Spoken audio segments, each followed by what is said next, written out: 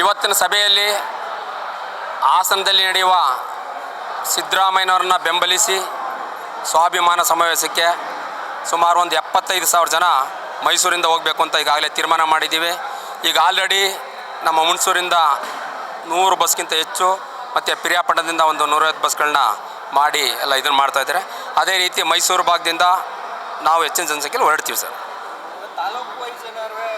ಹೌದೌದೌದು, ತಾಲೂಕು ವೈಸಲ್ಲಿ ಎಲ್ಲ ಸಮಾಜದವರು, ಶೋಷಿತ ವರ್ಗ, ಅಹಿಂದ ಮತ್ತು ಸಿದ್ದರಾಮಯ್ಯನವರ ಅಭಿಮಾನಿಗಳು ಮತ್ತು ಇತರ ಎಲ್ಲ ವರ್ಗಗಳು, ಎಲ್ಲ ಜನಾಂಗದವರು ಸೇರಿ ಅಲ್ಲಿ ಒಂದು ಮೀಟಿಂಗ್ ಮಾಡಿ ಅವರು ಪ್ರೆಸ್ ಮೀಟ್ ಮಾಡಿದ್ದೇನೆ. ಜನಗಳನ್ನ ಹೊರಡ್ಸೋಕ್ಕೆ ಒಂದು ಸಹಕಾರ ಕೊಡಬೇಕು ಅಂತಲೂ ಇವತ್ತಿನ ಮೀಟಿಂಗಲ್ಲಿ ನಿರ್ಣಯ ತಗೊಂಡಿದ್ದೀವಿ.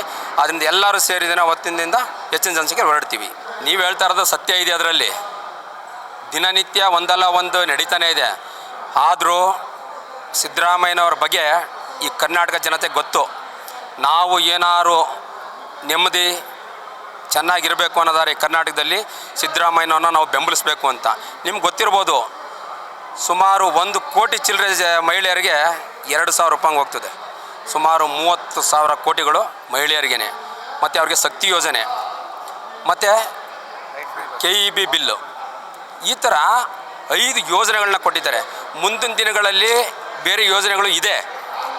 ಮುಂದಿನ ದಿನಗಳಲ್ಲಿ ಗೊತ್ತವ್ರಿಗೆ ಹೊಸ ಯೋಜನೆಗಳನ್ನ ಬಿಡುಗಡೆ ಮಾಡ್ತಾರೆ. ನಾಳೆ ದಿನ ನಮಗೆ ಉಳುಗಾಲ ಇಲ್ಲ ಅನ್ನೋದಕ್ಕೋಸ್ಕರ ಅವ್ರು ಈ ಥರ ಮಾಡ್ತಾಯಿದ್ದಾರೆ. ಈಗ ನಿಮಗೆಲ್ಲ ಗೊತ್ತಿರಬೇಕು, 3 ಉಪಚುನಾವಣೆಗಳಲ್ಲಿ ಕರ್ನಾಟಕದಲ್ಲಿ ನಿಮಗೆ ನೋಡ್ರಿ, ಬೆಂಗಳೂರದ್ದಾಗಿರ್ಬೋದು, ಶಿಗ್ಗಾವಿದಾಗಿರ್ಬೋದು, ಸಂಡೂರು ಆಗಿರ್ಬೋದು, ಚನ್ನಪಟ್ಟಣದ್ದು, ಈ 3 ಕಾನ್ಸ್ಟಿಟ್ಯೂನ್ಸಿಗಳಲ್ಲೂ ಜನತಾ ನ್ಯಾಯಾಲಯದಲ್ಲಿ ಸಿದ್ದರಾಮಯ್ಯನವ್ರಿಗೆ ಜಯ ದೊರಕಿದೆ. ಆದ್ದರಿಂದ ಇವ್ರು ಯಾವುದೇ ರೀತಿ ಏನೇ ಮಾಡಿದ್ರು ಸುಧಾ ಏನೂ ಅವ್ರಿಗೆ ಆಗೋದಿಲ್ಲ ಅಂತ ಇದ್ರ ಮೂಲಕ ಹೇಳೋಕ್ಕೆ ಇಷ್ಟಪಡ್ತೀನಿ. ನೋಡಿ, ಸಿದ್ದರಾಮಯ್ಯ ಹುಟ್ಟುವಾಗ ಮಾತ್ರ ಕುರುಬರಾಗಿದ್ದರು, ಹುಟ್ಟುವಾಗ ಮಾತ್ರ. ಆ ನಂತರ ಅವರು ರಾಜಕೀಯಕ್ಕೆ ಬಂದು ಈ ಕರ್ನಾಟಕದ 7.5 ಕೋಟಿ ಜನರಿಗೆ ಮಾಡ್ತಾ ಇರೋ ಕಾರ್ಯಕ್ರಮಗಳು ಇವೆಲ್ಲ ನೋಡಿದಾಗ ಅವರು ಜಾತಿ ಮೀರಿದಂಥ ವ್ಯಕ್ತಿಯನ್ನು ರಾಜಕೀಯದಲ್ಲಿದ್ದರೆ ಸಿದ್ದರಾಮಯ್ಯ ಮಾತ್ರ ಅಂತ ಹೇಳೋಕ್ಕೆ ಇಷ್ಟಪಡ್ತೀವಿ. ಇವತ್ತು ನಾವು ನಮಗೂ ಖುಷಿ ಆಗುತ್ತೆ, ನಮ್ಮ ಸಮಾಜದಲ್ಲಿ ಹುಟ್ಟಿದ ಒಬ್ಬ ಮನುಷ್ಯ ಈ ರೀತಿ ಜಾತಿ ಮೀರಿ ಕರ್ನಾಟಕದಲ್ಲಿ ಹೆಸರು ಮಾಡಿದ್ದಾರೆ ಅಂದರೆ ಸಂತೋಷ ಪಡೋಂಥ ವಿಷಯನೇ. ಈ ದೇಶದಲ್ಲೇ ಏನಾರ ಜನರು ಅತಿ ಹೆಚ್ಚು ಮತ್ತು ಆ ಸಮಾಜದವ್ರು ಇರೋದಾದರೆ ಕರ್ನಾಟಕದಲ್ಲೇ ಎಲ್ಲ ಜಿಲ್ಲೆಗಳಲ್ಲೂ ಹಲವಾರು ಹೆಸರುಗಳಲ್ಲಿ ನಮ್ಮ ಮಹಾರಾಷ್ಟ್ರದಲ್ಲಾಗಿರ್ಬೋದು, ಧನ್ಗರ್ ಅಂತ, ತಮಿಳ್ನಾಡಾಗಿರ್ಬೋದು, ಬಿಹಾರ ಆಗಿರ್ಬೋದು, ಈ ಥರ ಮತ್ತು ಜಮ್ಮು ಕಾಶ್ಮೀರ ಆಗಿರ್ಬೋದು, ಸಿದ್ದರಾಮಯ್ಯನವ್ರು ಹೋದರೆ ಅವ್ರ ಹಿಂದೆ ಲಕ್ಷಾಂತರ ಜನ ಎದ್ದು ನಿಲ್ತಾರೆ ಮತ್ತು ಸಿಳ್ಳಿ ಚಪ್ಪಾಳೆಗಳನ್ನ ಹೊಡಿತಾರೆ. ನಿಮಗೆಲ್ಲ ಗೊತ್ತಿರ್ಬೋದು. ಆದ್ದರಿಂದ ಈಗ ಇಲ್ಲಿರೋರಿಗೆ ಹೊಟ್ಟೆವ್ರಿ. ಈಗ ಹೇಳ್ತಾ ಇದ್ರಲ್ಲ, ಮೊನ್ನೆ ಚುನಾವಣೆಯಲ್ಲಿ ಎಲ್ಲಿ ಚನ್ನಪಟ್ಟಣದಲ್ಲಿ ನಡೆದಾಗ ಸೊಕ್ಕನ್ನು ಮುರಿತೀವಿ, ಇವರ ಸರ್ಕಾರವನ್ನು ಕಿತ್ತೊಗಿತೀವಿ ಅಂತ ಜನ ಭಾಳ ಪ್ರಬುದ್ಧರು, ಭಾಳ ಹುಷಾರಾದ್ರು ಅವರು. ಎಲ್ಲಿ ನಮ್ಮ ಸಿದ್ದರಾಮಯ್ಯನವ್ರನ್ನ ಸರ್ಕಾರನ ಕಿತ್ತೊಗಿತೀನಿ ಅಂತ ಹೇಳ್ತಾರೆ, ಎಲ್ಲಿ ಸೊಕ್ಕನ್ನು ಮುರಿತೀನಿ ಅಂತ ಹೇಳ್ತಾರೆ. ಇವೆಲ್ಲ ಅತಿ ಆಯಿತು ಅಂತ ಹೇಳಿದ್ದೇನೆ. ಎಲ್ಲ ಸಮಾಜದವರು ಒಂದಾಗಿ 3 ಕಾನ್ಸ್ಟಿಟ್ಯೂನ್ಸಿಗಳನ್ನು ಸಿದ್ದರಾಮಯ್ಯನವ್ರ ಪರವಾಗಿ ಆಗೋದಕ್ಕೆ ಕಾರಣಕರ್ತರಾಗಿದ್ದಾರೆ. ದಯವಿಟ್ಟು ಕರ್ನಾಟಕದ ಜನತೆ ಏನು ಸಿದ್ದರಾಮಯ್ಯನವರ ಬಗ್ಗೆ ವಾಲ್ಮೀಕಿ ಹಗರಣ ಆಗಿರ್ಬೋದು, ಮೂಢ ಹಗರಣ ಆಗಿರ್ಬೋದು, ಮತ್ತು ಇತರೆ ಯಾವುದೇ ಹಗರಣಗಳಾಗಿರಲಿ, ಯಾವುದಕ್ಕೂ ತಾವು ದಯವಿಟ್ಟು ಕಿವಿ ಕೊಡಬೇಡಿ ಅಂತ ತಮ್ಮಲ್ಲಿ ಮನವಿ ಮಾಡ್ತೀನಿ. ನೀವು ಆಲ್ರೆಡಿ ನನಗೆ ಗೊತ್ತು, ನೀವು ಯಾವುದು ಕಿವಿ ಕೊಡದೇ ಇರೋದಕ್ಕೆ 3 ಕಾನ್ಸ್ಟಿಟ್ಯೂನ್ಸಿನಲ್ಲಿ ಗೆದ್ದಿರೋದು. ಇನ್ನು ಮುಂದೆ ಈಗ ಹೇಗಿದ್ದಿರೋ ಇನ್ನು ಮುಂದಿನ ಅವ್ರಿಗೆ ಅತಿ ಹೆಚ್ಚಿನ ಶಕ್ತಿ ಕೊಡಬೇಕು ಅಂತ ತಮ್ಮ ಮೂಲಕ ಮನವಿ ಮಾಡ್ತೀನಿ ಸರ್. Thank you. ಪದೇ ಪದೇ ಈ ಸಂಘಟನೆ ಬಗ್ಗೆ ನಾವು ಸಭೆ ಮಾಡೋಕ್ಕಾಗಲ್ಲ. ಈಗ ಆಲ್ರೆಡಿ ಇದು 2ನೇ ಸಭೆ ಮಾಡಿದ್ದೀವಿ ಸಂಘಟನೆಯವರು. ಎಲ್ಲ ಸಂಘಟನೆಗಳ ಅಧ್ಯಕ್ಷರೇ ಮತ್ತು ಕಾಂಗ್ರೆಸ್ ಐಡಿಯಾಲಜಿ ಬಗ್ಗೆ ಗೌರವ ಇಟ್ಟುಕೊಂಡು ಬಂದಿರುವಂಥ ನಮ್ಮೆಲ್ಲ ಆತ್ಮೀಯ ಮಿತ್ರರೇ ಮತ್ತು ಕೆಲವು ಸಮಾಜ ಅಧ್ಯಕ್ಷರು ಬಂದಿದ್ದೀರಿ. ತಮ್ಮೆಲ್ಲರಿಗೂ ನಾನು ವೈಯಕ್ತಿಕವಾಗಿ ನಮಸ್ಕಾರಗಳು ಹೇಳಿ, ನಾನು ಸಿದ್ದರಾಮಯ್ಯ ಸಾಹೇಬ್ರ ಬಗ್ಗೆ ಮಾತಾಡಕ್ಕೆ ಹೋಗಲ್ಲ. ಯಾಕೆಂದರೆ ನಾನು ಹೇಳಿ ತಿಳ್ಕೊಳ್ಳೋ ಅಗತ್ಯತೆ ಇಲ್ಲ. ಇವೆಲ್ಲರೂ ಸಾಹೇಬ್ರ ಬಗ್ಗೆ 4 ಗಂಟೆ ಮಾತಾಡಿಸೋ ವಿಚಾರಗಳಿವೆ. ಈಗ ಕಾಂಗ್ರೆಸ್ ಪಕ್ಷ ಒಂದು ಸಮಾವೇಶ ಮಾಡ್ತು, ಅದಾದ್ಮೇಲೆ ಸಾಹೇಬರು ಅಧಿಕಾರಕ್ಕೆ ಬಂದಮೇಲೆ ಈ ಪ್ರಗತಿಪರ ಸಂಘಟನೆಗಳು, ಇತರ ಹಿಂದುಳಿದ ಸಂಘಟನೆಗಳು ಒಂದು ದೊಡ್ಡ ಮಟ್ಟದ ಸಮಾವೇಶ ಮಾಡಬೇಕು ಅಂತ ತೀರ್ಮಾನ ಆಗಿದೆ. ಕಾಂಗ್ರೆಸ್ ಪಕ್ಷ ಕೂಡ ನಾವು ಕೂಡ ಅಂದರೆ ಕಾರ್ಯಕರ್ತರು ಪದಾಧಿಕಾರಿಗಳು ಕೂಡ ನಾವು ಕೂಡ ಭಾಗವಹಿಸ್ತಾ ಇದ್ವಿ. ಆದರೆ ಅದು ಕಾಂಗ್ರೆಸ್ ಬ್ಯಾನರಲ್ಲಿ ನಡೆಯುವಂಥ ಸಮಾವೇಶ ಅಲ್ಲ. ಮತ್ತೆ ನಾವೆಲ್ಲ ಚರ್ಚೆ ಮಾಡಿದಾಗ ಜನಾಂದೋಲನ ಸಮಾವೇಶ ಅಲ್ಲ, ಶ್ರೀ ಸಿದ್ದರಾಮಯ್ಯ ಸ್ವಾಭಿಮಾನಿ ಸಮಾವೇಶ. ಯಾಕೆಂದ್ರೆ ಲೀಡರ್ಗಳು ಹೇಳಿದ ವಿಚಾರ ಏನಕ್ಕೋಸ್ಕರ ಸಮಾವೇಶ ಆಗ್ತಾ ಇದೆ ಅನ್ನೋದು ತಮಗೆಲ್ಲ ಗೊತ್ತಿದೆ. ಮೊನ್ನೆ ನಡೆದ ಉಪಚುನಾವಣೆಯಲ್ಲಿ 3 ಕ್ಷೇತ್ರಗಳಲ್ಲಿ ನೀವು ಯಾರು ಗೊತ್ತಿಲ್ವೋ 3 ಕ್ಷೇತ್ರದಲ್ಲಿ ಬಹಳಷ್ಟು ಸಂಖ್ಯೆ ಡೌಟ್ ಇತ್ತು. 3 ಕ್ಷೇತ್ರದಲ್ಲಿ ಕಾಂಗ್ರೆಸ್ ಜಯಬೇರಿ ಗಳಿಸಿದೆ. ಅದ್ರ ಸತ್ಯ ಏನು ಅಂತಂದ್ರೆ ಸಿದ್ದರಾಮಯ್ಯ ಸಾಹೇಬರು ನಿಷ್ಕಳಂಕರು ಮತ್ತೆ ಕಾಂಗ್ರೆಸ್ ಸರ್ಕಾರ ಯಾವುದೇ ಸಚಿವರು ಅತ್ಯಂತ ಪ್ರಾಮಾಣಿಕವಾಗಿ ದಕ್ಷವಾಗಿ ಆಡಳಿತ ನಡೆಸ್ತಾ ಇರೋದು ಪ್ರೂವ್ ಆಗಿದೆ. ಅದಕ್ಕೆ ನೀವೆಲ್ಲ ಸಾಕ್ಷಿ.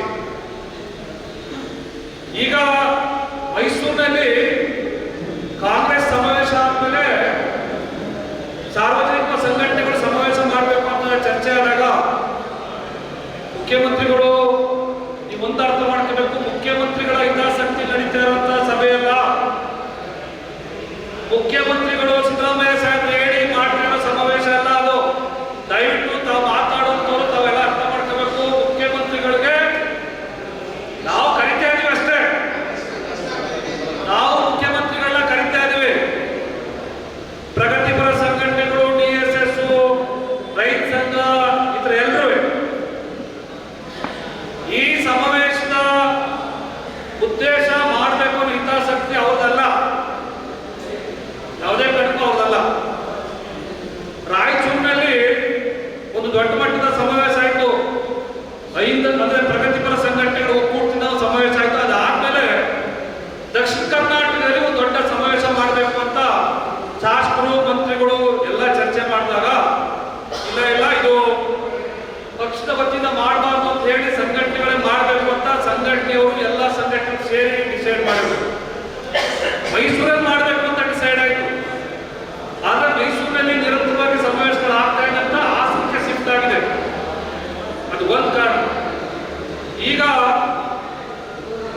ಇಲ್ಲಿ ಟಾರ್ಗೆಟ್ ಏನು ಅಂತಂದ್ರೆ 2 ಲಕ್ಷ ಜನ ಸೇರಿಸಿ ಸ್ವಾಭಿಮಾನಿ ಸಮಾವೇಶ ಮಾಡಬೇಕು ಅನ್ನೋದು ನಿರ್ಧಾರ. 2 ಲಕ್ಷ ಜನ ಸೇರಿ ಹಾಸನದು 75 ಇವಾಗ ಹಾಸನ ಅಂದ್ರೆ ಲೋಕಲ್ ಆಗಿರೋದ್ರಿಂದ ಹಾಸನದ ಜಿಲ್ಲೆ ಜನ ಸೇರಿಸುವಂಥದ್ದು. 2ನೇ ಜವಾಬ್ದಾರಿ ಯಾರು ಕೊಟ್ಟಿದ್ದಾರೆ ಅಂತಂದ್ರೆ ಮೈಸೂರು ಜವಾಬ್ದಾರಿ ಕೊಟ್ಟಿದ್ದಾರೆ. ನಮ್ಮ ಮೈಸೂರು ಜಿಲ್ಲೆ ಟಾರ್ಗೆಟ್ 50,000 ಜನ. ಮೈಸೂರು ಜಿಲ್ಲೆ 3 ನಗರ 8 ನನಗೆ ಗ್ರಾಮಾಂತರಕ್ಕೆ ಬರುತ್ತೆ. 50,000 ಜನ ನಮ್ಮ ಟಾರ್ಗೆಟ್. ನಾನು ಅಷ್ಟು ಮಾತ್ರ ಮಾತಾಡ್ತೀನಿ. 8 ವಿಧಾನಸಭಾ ಕ್ಷೇತ್ರ ನನಗೆ ಬರುತ್ತೆ, 3 ನಗರಕ್ಕೆ ಬರುತ್ತೆ. ಪ್ರತಿ ವಿಧಾನಸಭಾ ಕ್ಷೇತ್ರದ ಶಾಸಕರು ಸೋತಿರೋರು ಗೆದ್ದಿರೋರು ಎಲ್ಲ ಸೇರಿ ಈಗ ಆಲ್ರೆಡಿ ಜವಾಬ್ದಾರಿ ತಗೊಂಡಿದ್ದಾರೆ. ಏನೇನು ಸಿದ್ಧತೆ ಜನ ಕಳಿಸೋದಕ್ಕೆ, ಜನ ಮಾಡೋದಕ್ಕೆ ಏನೇನು ಮಾಡಬೇಕು ಅಂತ. ಈಗ ಉಳಿದಂತೆ ಸಂಘಟನೆಯವರು ಏನಿದ್ರಿ, ಮೈಸೂರು ಭಾಗದ ಸಂಘಟನೆಯವರು, ವಿವಿಧ ಸಂಘಟನೆಯವರು ಏನಿದ್ರಿ, ತಾವು ಪ್ರತ್ಯೇಕವಾಗಿ ಜಿಲ್ಲಾವಾರು ಬೇರೆ ಬೇರೆ ಸಂಘಟನೆಗಳಿಗೆಲ್ಲ ಜಾತಿವಾದ ಸಂಘಟನೆಗಳು, ಮಡಿವಾಳ ಸಮಾಜ, ವಿಶ್ವಕರ್ಮ ಸಮಾಜ, ಇವರು ಪ್ರತ್ಯೇಕವಾಗಿ ಮತ್ತೆ ತಾವು ಸಾಧ್ಯವಾದ ಒಂದೊಂದು ಸಭೆಗಳನ್ನ ಮಾಡಬೇಕಾಗುತ್ತೆ. ನನ್ನ ರಿಕ್ವೆಸ್ಟ್. ಮತ್ತೆ ಇನ್ನೊಂದು ಬಾರಿ ಈ ಹೋರಾಟಗಾರರು, ಸಾಹಿತಿಗಳು, ಇಂಥದ್ದು ಬೇರೆಯವರು ಕರೆಯೋದು. ಯಾಕೆಂದ್ರೆ ನಮಗೆ ಹೆಚ್ಚು ಜನ ನಾವು ಬನ್ನಿ ಅಂತ ಕರೆಯೋದ್ರಿಂದ ನಾವೇನು ಕಳ್ಕೊಳ್ಳಲ್ಲ. ಮತ್ತೆ ಇನ್ನೂ ಇತರನ್ನ ಕೆಲವರು ಹೇಳ್ತಾ ಇದ್ರು, ಈಗ ನನಗೆ ಕೆಲವರು ಅವ್ರಿಗೆ ಮಾಹಿತಿ ಇಲ್ಲ, ಇವ್ರಿಗೆ ಮಾಹಿತಿ ಇಲ್ಲ ಅಂತ. ಇಲ್ಲಿ ಎಲ್ಲರಿಗೂ ಮಾಹಿತಿ ಕೊಡೋದು ನಮ್ಮೆಲ್ಲರ ಆದ್ಯ ಕರ್ತವ್ಯ. ಇಲ್ಲಿ ಏನು ಯಾರು ವೈಯಕ್ತಿಕವಾದಂಥ ಹಿತಾಸಕ್ತಿಗಳಿಲ್ಲ. ಈ ಕೂತರು ಯಾರು ಕೂಡ ನಾಳೆ ಚುನಾವಣೆಗೆ ಹೋಗ್ತಾರಲ್ಲ, ನಾವ್ಯಾರು ಚುನಾವಣೆಗೆ ಹೋಗಿ ಚುನಾವಣೆ ನಿಲ್ಬೇಕು ಅನ್ನೋ ಹಿತಾಸಕ್ತಿಯವರಲ್ಲ. ಒಂದೇ ಭಾರತ ರಾಜಕಾರಣದಲ್ಲಿ ಒಬ್ಬ ದೊಡ್ಡ ರಾಜಕಾರಣದ ಒಂದು ಅಸ್ಮಿತೆ, ಒಬ್ಬ ರಾಷ್ಟ್ರ ನಾಯಕರು ಸಿದ್ದರಾಮಯ್ಯ ಮೇಲೆ ನಡೀತಾ ಇರುವಂತ ಈ ಸುಳ್ಳು ಆರೋಪಗಳನ್ನ ನಿಲ್ಲಿಸಿ ಕಾಂಗ್ರೆಸ್ ಪಕ್ಷದ ಜೊತೆಗೆ ಸಾರ್ವಜನಿಕ ಸಂಘಟನೆಗಳು, ಸಾರ್ವಜನಿಕವಾಗಿರುವಂತಹ ಪ್ರಗತಿಪರವಾದ ಆಲೋಚನೆಗಳು ಎಲ್ಲರೂ ಸಿದ್ದರಾಮಯ್ಯ ಸಾಹೇಬ್ ಜೊತೆ ಇದ್ದೀವಿ ಅಂತ ಹೇಳೋದಕ್ಕೋಸ್ಕರ ಈಗ ಒಂದು ಸ್ವಾಭಿಮಾನಿ ಸಮಾವೇಶ ಇಡೀ ರಾಷ್ಟ್ರಕ್ಕೆ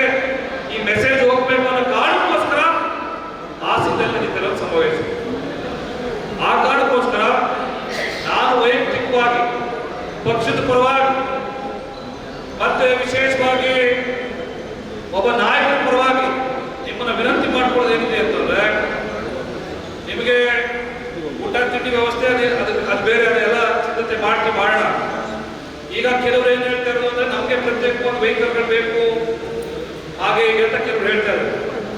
ನಾವು ತಾಲೂಕುವಾರು ವೆಹಿಕಲ್ಗಳು ಮಾಡಿದ್ದೀವಿ, ನಾವು ತಾಲೂಕು ವೆಹಿಕಲ್ಗಳು ಮಾಡಿದ್ದೀವಿ.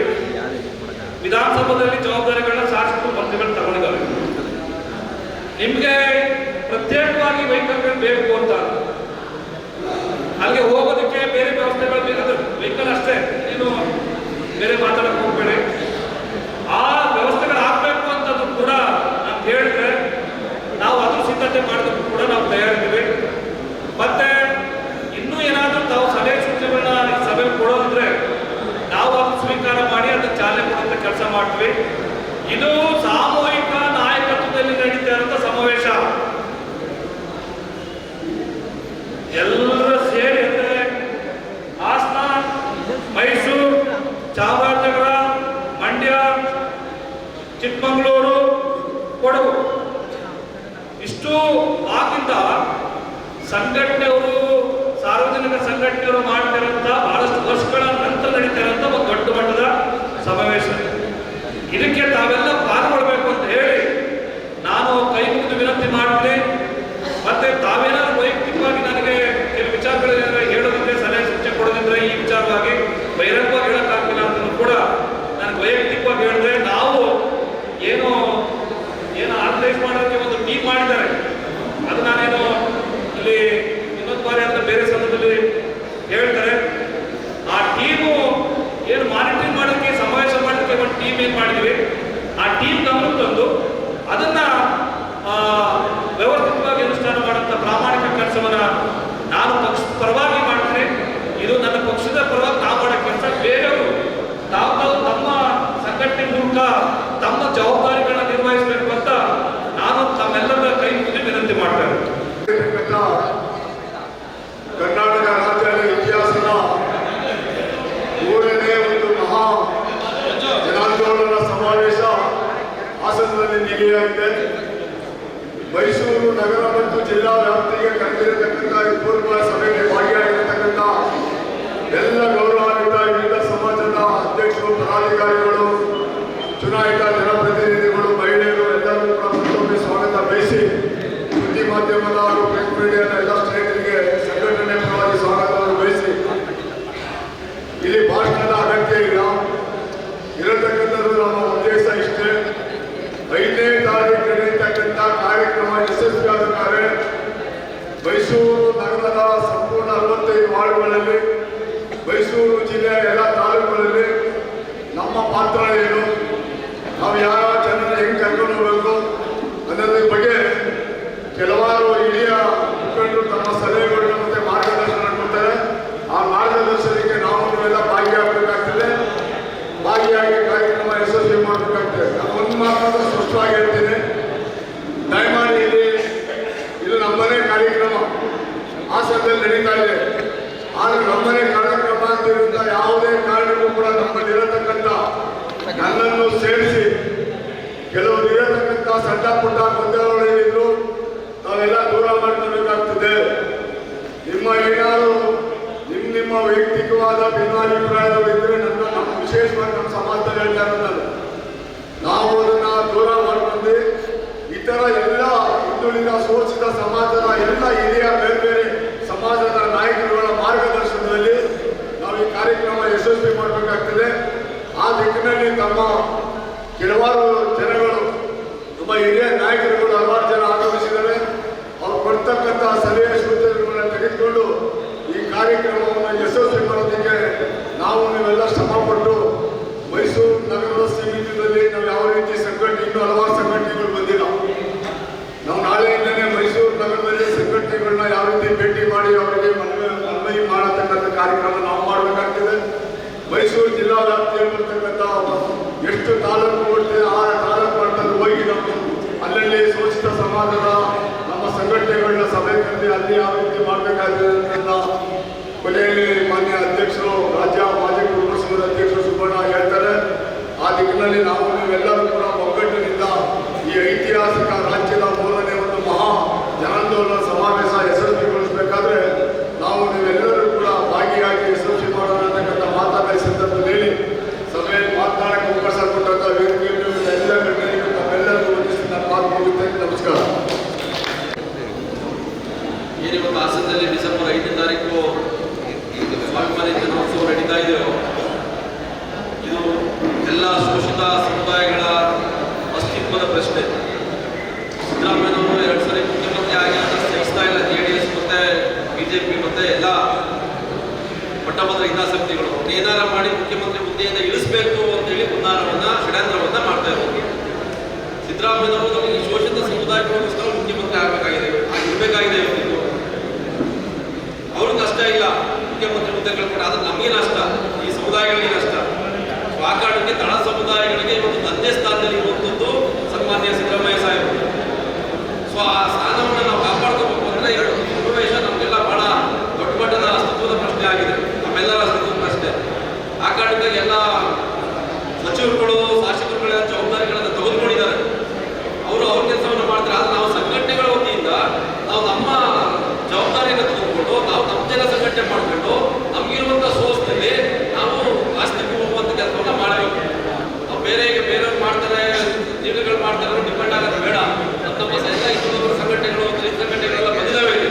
ಇವರೆಲ್ಲರೂ ಸೇರಿ ನಮ್ಮ ಸಂಘಗಳ ನೇತೃತ್ವದಲ್ಲಿ ನಮಗೆ ಏನು ಶಕ್ತಿ ಇದೆ ಆ ಜನಗಳನ್ನ ಕರ್ಕೊಂಡು ನಾವು ಸ್ವತಃ ಹೋಗುವಂಥ ಕೆಲಸವನ್ನು ಮಾಡಬೇಕಾಗ್ತಿದೆ. ಆ ನಿಟ್ಟಿನಲ್ಲಿ ನಾವೆಲ್ಲ ಆಲೋಚನೆ ಮಾಡಬೇಕು. ನಮ್ಮೆಲ್ಲರ ಅಸ್ತಿತ್ವ ಪ್ರಶ್ನೆ ಉಳಿಸ್ಕೋಬೇಕಾಗಿದೆ. ಆ ನಿಟ್ಟಿನಲ್ಲಿ ಆ ಕಾರಣಕ್ಕಾಗಿ ಡಿಸೆಂಬರ್ 8ನೇ ತಾರೀಕು ಸಮಾವೇಶ ಯಶಸ್ವಿ ಆಗ್ತದೆ ಅಂತ ಹೇಳಿ ಆಶಯ ಕೂಡ ನಮಗಿದೆ. ಆ ಕಾರಣಕ್ಕೆ ತಾವೆಲ್ಲ ಇಲ್ಲಿ ಬಂದಿದ್ದೀರಿ. ನಮಗೆಲ್ಲ ಧನ್ಯವಾದಗಳು ಹೇಳ್ತಾ ನಮಗೆ ಮಾತಾಡಲಿಕ್ಕೆ ಅವಕಾಶ ಕೊಟ್ಟ ತಮ್ಮೆಲ್ಲರಿಗೂ ಧನ್ಯವಾದಗಳು. ನಮ್ಮ ಶಿವಣ್ಣವರು ಜಂಟಿ ನಿರ್ದೇಶಕರಾಗಿ ನಿವೃತ್ತಿಯಾಗಿರುವಂಥವರು ಮೈಸೂರು ಪೂರ್ವ ಬಸ್ ಬಾರಿ ಸಭೆಯಲ್ಲಿ ಉಪಸ್ಥಿತರಿರುವ ಎಲ್ಲ ಸಂಘದ ಅಧ್ಯಕ್ಷರುಗಳೇ, ಎಲ್ಲ ಸಮಾಜದ ಬಂಧುಗಳೇ ಹಾಗೂ ಈ ಉಪಸ್ಥಿತರಿರುವಂತಹ ಎಲ್ಲ ಆತ್ಮೀಯ ಸಹೋದರಿ, ಈ ದಿವಸ ಹಾಸನದಲ್ಲಿ 5ನೇ ತಾರೀಕು ನಡೆಯುವಂಥ ಕಾರ್ಯಕ್ರಮದ ಪೂರ್ವಭಾವಿ ಸಭೆಯಲ್ಲಿ ನಾವೆಲ್ಲರೂ ಕೂಡ ಉಪಸ್ಥಿತರಿದ್ದು ಅವರವರ ಸಲಹೆಗಳನ್ನ ಕೊಡ್ತಾ ಇದ್ದಾರೆ. ಮೊದಲನೇದಾಗಿ ಸಂವಿಧಾನದ ಆಶಯವನ್ನು ಇಟ್ಕೊಂಡು ಬಸವ ಬುದ್ಧನವರ ತತ್ವ ಸಿದ್ಧಾಂತವನ್ನು ಇಟ್ಕೊಂಡು ಏನು ಒಂದು ಆಡಳಿತವನ್ನು ನಡೆಸ್ತಾ ಇದ್ದಾರೋ ಸನ್ಮಾನ್ಯ ಮುಖ್ಯಮಂತ್ರಿಗಳು, ಅವ್ರನ್ನೆಲ್ಲ ಅವರಿಗೆ ಶಕ್ತಿ ತುಂಬುವಂಥದ್ದು, ಅವರ ಕೈ ಬಲಪಡಿಸುವಂಥ ಒಂದು ಕಾರ್ಯಕ್ರಮ ಹಾಸನದಲ್ಲಿ ನಡೀತಾ ಇದೆ. ಇದು ನಮಗನಿಸ್ತಾ ಇದೆ ದಾವಣಗೆರೆಗಿಂತಲೂ ಕೂಡ ಹೆಚ್ಚಿನ ರೀತಿಯಲ್ಲಿ ಒಂದು ಜನಾಂದೋಲನ ಆಗ್ಬೋದು, ಸಮಾವೇಶ ಆಗ್ಬೋದು ಅಂತ ನಾವು ಭಾವಿಸ್ಕೊಳ್ತಾ ಇದ್ದೀವಿ. ಹಾಗಾಗಿ ನಮ್ಮ ಮುಂದೆ ಇರುವಂಥದ್ದು ಎರಡೇ ಉದ್ದೇಶ, ಅಲ್ಲಿಗೆ ಹೆಚ್ಚಿನ ಜನಗಳು ಹೋಗಬೇಕು. ಅದರಲ್ಲೂ ಮೈಸೂರು ಜಿಲ್ಲೆ ಸಿದ್ದರಾಮಯ್ಯವರ ತವರ ಜಿಲ್ಲೆ ಆದ್ದರಿಂದ ಹೆಚ್ಚು ಶಕ್ತಿಯನ್ನು ಕೊಟ್ಟು ಅವ್ರ ಕೈನ ಬಲವನ್ನು ಪಡಿಸಬೇಕು ಅಂತ ನಾನು ಈ ಸಂದರ್ಭದಲ್ಲಿ ಕೇಳ್ಕೊತೀನಿ. ಗುರು ಹಿರಿಯರು ತಾವೆಲ್ಲರೂ ಕೂಡ ಏನು ಮಾರ್ಗದರ್ಶನವನ್ನು ಕೊಡ್ತೀರ ನಮ್ಮ ಹೆಣ್ಮಕ್ಳಿಗೆ, ಆ ರೀತಿ ನಾವು ಎಲ್ಲರೂ ಕೂಡ ಬರ್ತೀವಿ. ನೀವು ಕರೀಲಿಲ್ಲ ಅಂದರೂ ಹತ್ರ ಇದೆ, ನಾವುಗಳ ವೇತನ ನಮಗಿದೆ. ದಯಮಾಡಿ ಎಲ್ಲ ಹೆಣ್ಮಕ್ಳನ್ನ ನಾವು ಒಗ್ಗೂಡಿಸ್ಕೊಂಡು ಕರ್ಕೊಂಡು ಬರ್ತೀವಿ ಅಂತ ಈ ಸಂದರ್ಭದಲ್ಲಿ ಹೇಳ್ತೀವಿ. ಮತ್ತೇನಾದರೂ ಮಾರ್ಗದರ್ಶನಗಳಿದ್ದರೆ ತಾವು ಕೊಡಬೇಕಂತ ನಾನು ಕೇಳ್ಕೊಳ್ತೀನಿ. ನನಗೆ ಮಾತಾಡಲಿಕ್ಕೆ ಅವಕಾಶ ಕೊಟ್ಟಂತ ತಮ್ಮೆಲ್ಲರಿಗೂ ಕೂಡ ಧನ್ಯವಾದಗಳು. ನಡೆದಂಥ 3 ತಾಲೂಕುಗಳಲ್ಲಿ ಜನ ಬಹುಮತದಿಂದ ಸಿದ್ದರಾಮಯ್ಯವರಿಂದ ನಾವು ಇದೀವಿ ಅನ್ನೋದನ್ನು ಎತ್ತಿ ತೋರಿಸಿದ್ದಾರೆ.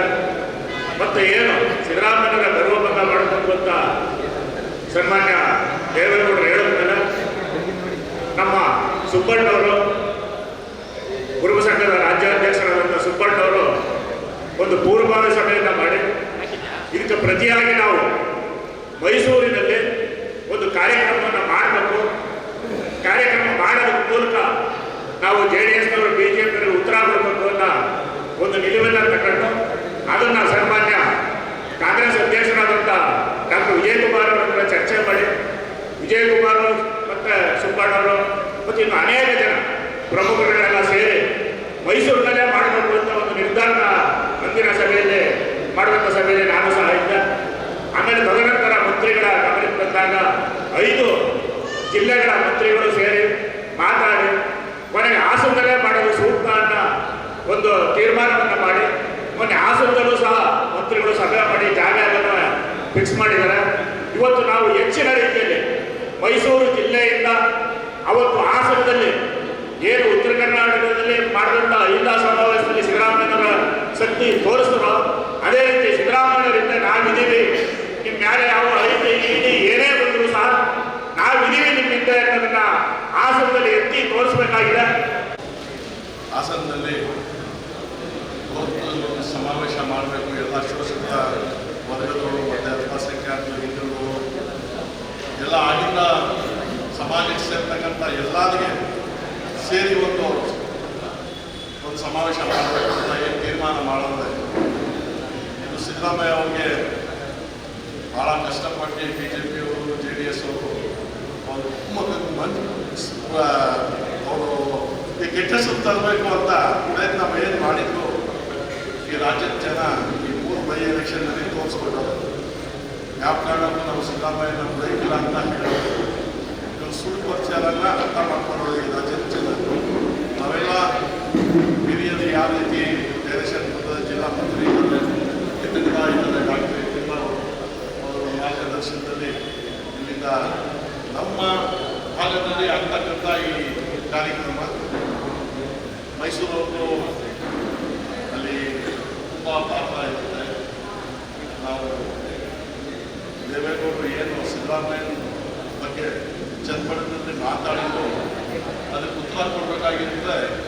ನಾವು ಮೈಸೂರು ನಗರನೇ